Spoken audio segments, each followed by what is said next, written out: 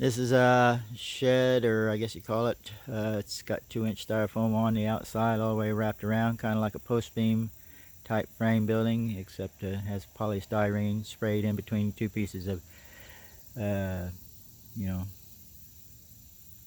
chipboard. But anyway, I got mine between 2-inch foam board between two pieces of 3/8-inch plywood. So I'll show you around. I painted it with some off-color mismatched paint that I got from Lowe's. As a, if you know, at ST111 siding really soaks up the paint, so I just used it more or less as something to, you know, soak up the paint and seal the T111. Anyway, here's how I did it. This is T111 here. This is 3/8-inch plywood, 2-inch foam, and this wall is the same.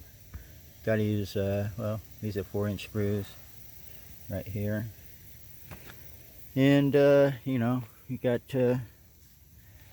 I did the same on the roof, except it's a little bit different.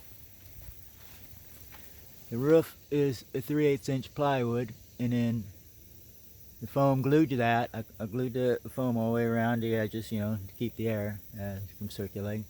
And then I got the skip sheeting like deal up there, every 2 foot. They're 2x4s, and then the metal roofing on top of that. I'll go inside and show you what it looks like. This is also got spray foam insulation underneath the floor here. It, kind you buy it, you know, big box store. And I'll show you the inside here. This is what it looks like on the inside. I also used foam left over to foam the corners. I foamed up there.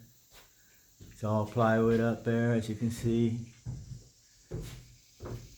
Plywood on the gable ends, which is got 2-inch foam on it, 3/8-inch plywood on the inside and outside. Double 2x4 on the top.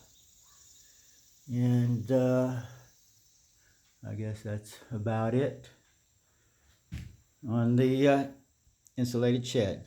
Thanks for watching. Have a great day. Bye.